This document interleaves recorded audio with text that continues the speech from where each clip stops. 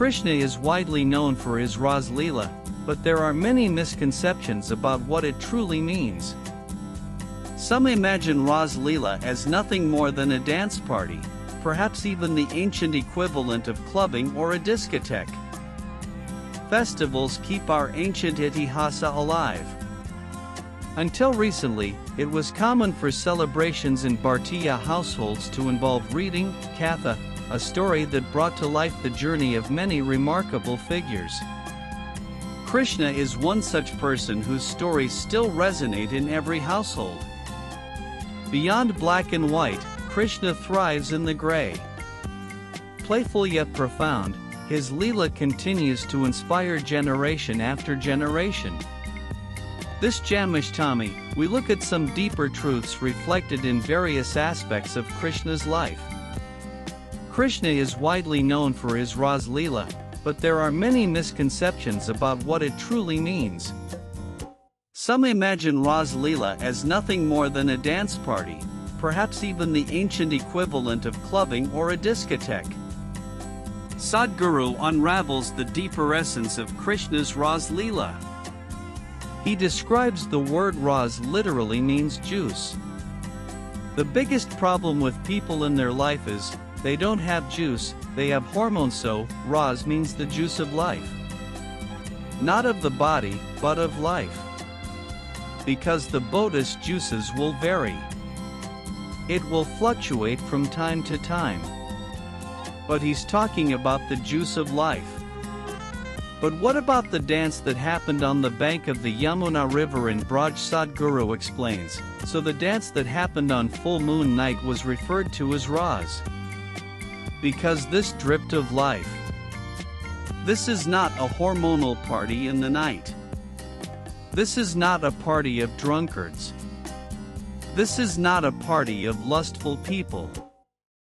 This is a party of people who are dripping with life, the ecstasy of life.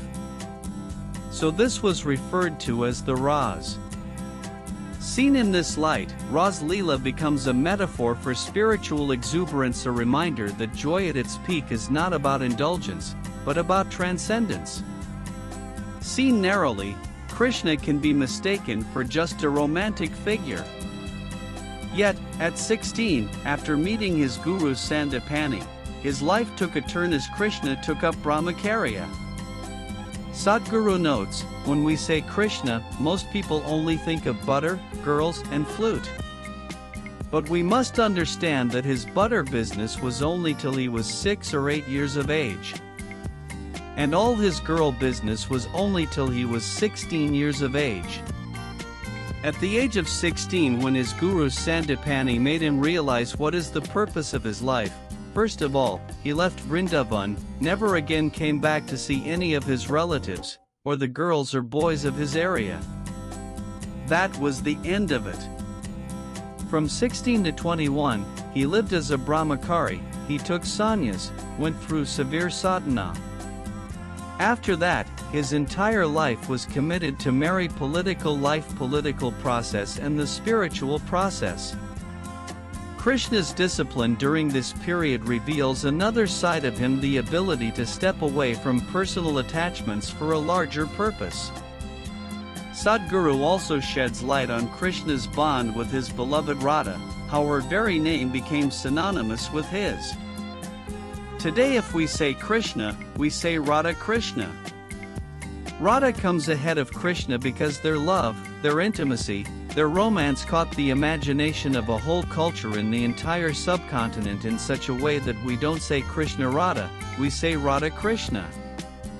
Sadhguru also shares anecdotes of one of his last conversations with Radha, saying, at the age of 16 when he was leaving, he said, I played this flute for you, now I'm going and not coming back. So as an offering to you, for the love that you are, I'm going to give this flute to you and never again play the flute again. And he never again played the flute. From then on it was Radha who played the flute. In this, Krishna embodies Vairagya, the strength to part from what is dearest, in service of a greater mission. Like many Hindu deities, Krishna is often depicted with blue skin.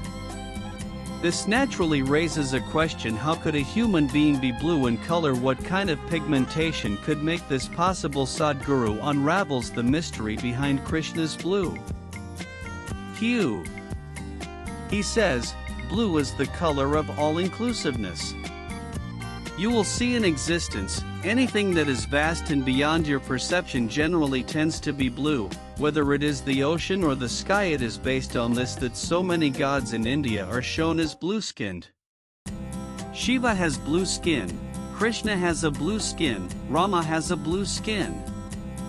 It is not that their skin was blue. They were referred to as blue gods because they had a blue aura.